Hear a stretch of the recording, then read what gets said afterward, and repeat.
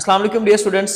Chapter number 5 first year, इसके long questions की बात करेंगे। डाटा एनालिटिक्स का जो चैप्टर है हमारा एक इंपॉर्टेंट चैप्टर है और थ्योरेटिकल क्वेश्चंस हैं।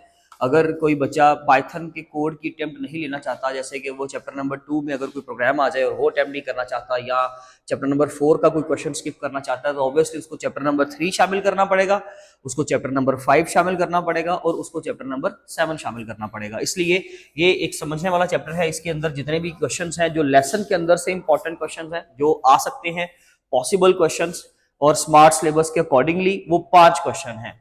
ठीक है, इसमें सबसे पहला जो क्वेश्चन है पेज नंबर 67 पर, वो है जी बेसिक स्टैटिस्टिकल कॉन्सेप्ट्स में पहला पोर्शन उसका measures of central tendency. Measure of central tendency में हमने कोई मिडिल वैल्यू जो है वो फाइंड आउट करनी होती है। अपनी बड़ी मकदार के डाटा में से, एक बिग अमाउंट डाटा में से हमें एक सेंट्रल वैल्यू जो है वो कैलकुलेट करनी होती है। इस चीज को कहते हैं सेंट्रल टेंडेंसी।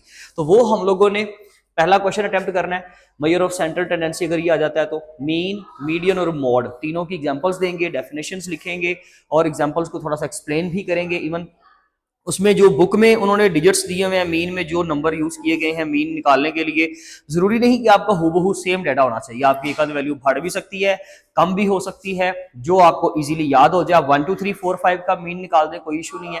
जो आपको डाटा याद रह जाए, कोई बड़ी बात नहीं कि आपने 50 60 70 80 90 यही 5 डिजिट 5 नंबर तैयार करने हैं, बिल्कुल ऐसा जरूरी नहीं है। आप अपनी मर्जी की कोई भी एग्जांपल यहां से दे सकते हो। ये आपका मोड तक और उसकी एग्जांपल तक एक लॉन्ग क्वेश्चन बनता है। कभी भी ऐसा नहीं होगा कि ये दोनों इकट्ठे आ जाए, मेजर ऑफ सेंट्रल टेंडेंसी और मेजर ऑफ डिस्पर्शन। नो, ये अलग अलग आएगा। जैसे कि सेकंड क्वेश्चन के तौर पे, सेकंड लॉन्ग क्वेश्चन में है मेजर ऑफ डिस्पर्शन, उसमें वेरिएंस और स्टैंडर्ड डेविएशन है, दोनों को एक्सप्लेन करना होगा। ऑब्वियसली ये थोड़ा सा टफ क्वेश्चन माना जाएगा। इसमें इवन वेरिएंस का क्वेश्चन अलग से भी आ सकता है।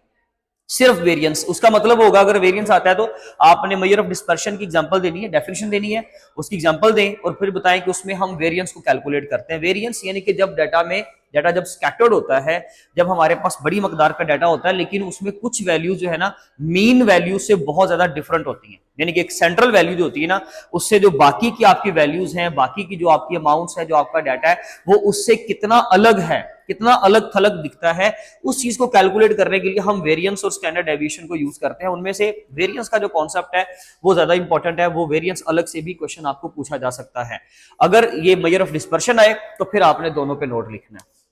नेक्स्ट है हमारे पास क्वेश्चन नंबर 3। क्वेश्चन नंबर 3 में जो है, अच्छा इसमें याद रखिएगा कि जो वेरिएंस वाला टॉपिक है या स्टैंडर्ड डेविएशन, ये बस यहां तक ही होगा। उसमें आप इंट्रोडक्शन टू प्रोबेबिलिटी उसकी बात नहीं करेंगे, वो शामिल नहीं होगा पोर्शन आपका। नेक्स्ट पेज नंबर 71 पर एक लॉन्ग क्वेश्चन है डाटा कलेक्शन के methods. Data collection and preparation एक पूरा कंप्लीट लॉन्ग हो सकता है, बट ये कितना लेंथी क्योंकि कंटेंट नहीं आता। इसके 2 सेगमेंट होंगे। डाटा कलेक्शन मेथड्स अलग से आएगा, सर्वे, ऑब्जर्वेशन और एक्सपेरिमेंट, ये 3 क्वेश्चंस हैं। उसमें सर्वे किस तरह का होना चाहिए, कस्टमर प्रेफरेंस सर्वे, वो आपका एक प्रॉपर उन्होंने एक हेडिंग दी हुई है, वो आप लोगों ने लाजमी तौर पे लिखनी है। इसमें से कोई कंटेंट, कोई चीज छोड़ने वाली नहीं है।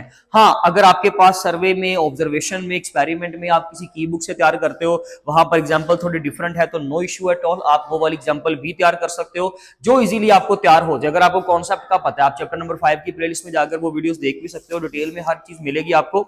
अदरवाइज जो कंटेंट यहां पर है या जो भी आपकी की बुक ने आपको सजेस्ट किया वो वाला तैयार कर सकते हो, नो इश्यू। बट इसमें हेडिंग्स 3 ही होंगी। इसके अलावा डाटा क्लीनिंग एंड ट्रांसफॉर्मेशन का क्वेश्चन जो है वो अलग से आ सकता है, जैसे कि उसमें data cleaning, data transformation, handling the missing data, ये 3 हेडिंग्स होंगी और फिर ये आपका एक लॉन्ग कंप्लीट होगा।